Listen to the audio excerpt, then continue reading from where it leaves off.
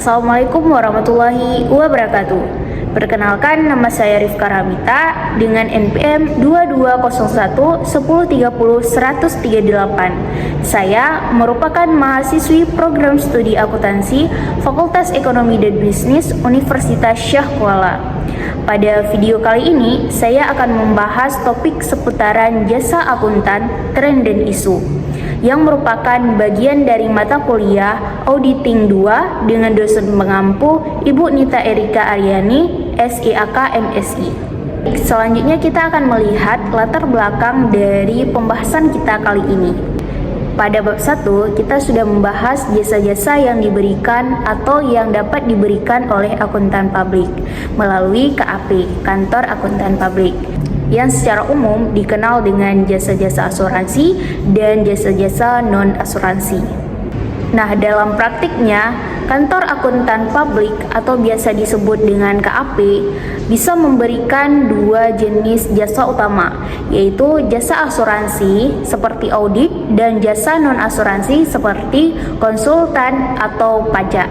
Nah, berbeda dengan KAP tadi, kantor jasa akuntan atau biasa kita sebut dengan KJA itu hanya boleh memberikan jasa non-asuransi seperti konsultasi atau pajak tadi. Isu yang penting yang mulai sering muncul di negara-negara maju adalah soal pemberian jasa non-audit kepada klien audit. Hal ini menimbulkan persepsi negatif dari pihak ketiga terhadap independensi auditor. Beralih ke slide selanjutnya, kita akan membahas tren jasa KAP. Dalam perkembangan terbaru, banyak KAP-KAP besar yang mulai memperluas jasa mereka ke berbagai market. Nah, berdasarkan data grafik, lebih dari 80% KAP kini melayani jasa di bidang International Business Solution dan State and Local Thesis. Sedangkan di bidang lain seperti perencanaan pajak warisan, merger dan akuisisi, hingga forensik audit juga masih banyak dilirik, meskipun persentasenya itu masih di kisaran 60-80%. Nah, ini menunjukkan bahwa tren akuntan semakin kompleks dan semakin melebar ke ranah konsultasi manajerial. Next.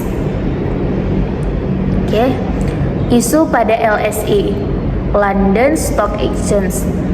Salah satu studi menarik datang dari London Stock Exchange Group yang sejak bergabung dengan perusahaan Italia pada tahun 2007 menerapkan kebijakan etika terhadap auditor. Nah, LSI sendiri membagi jasa non-audit ke dalam 3 kategori. Yang pertama itu adalah jasa yang sejalan dengan audit. Yang kedua itu ada jasa yang perlu dianalisis lebih lanjut. Dan yang ketiga itu ada jasa yang sama sekali tidak boleh diberikan karena mengganggu independensi. Lebih lanjut, kita akan membahas tentang jasa yang sejalan. Nah, contoh dari jasa yang sejalan itu misalnya seperti laporan dan asuransi independen, kemudian review keuangan untuk kebutuhan merger dan akuisisi, kemudian konsultasi akuntan dengan internal audit, kemudian ada jasa yang diwajibkan oleh hukum atau regulator. Jasa-jasa ini dianggap mendukung audit dan tidak mengganggu objektivitas dari auditor itu sendiri. Oke, slide selanjutnya kita akan membahas jasa yang perlu dipertimbangkan khusus. Nah, berbeda halnya dengan jasa seperti perencanaan pajak, aktuarial, legal, advisory. Jasa ini tuh perlu pertimbangan khusus. Artinya, boleh diberikan tetapi harus ditinjau secara hati-hati apakah akan mempengaruhi independensi dari auditor itu sendiri. Baik, slide selanjutnya adalah jasa yang tidak sejalan. Nah, di antara ketiga kategori tersebut, yang paling berisiko adalah jasa-jasa yang termasuk dalam jasa yang tidak sejalan ini. Misalnya pembukuan, audit internal, rekrut pemimpin perusahaan, valuasi yang berdampak besar, hingga fee yang berbasis kebiasaan.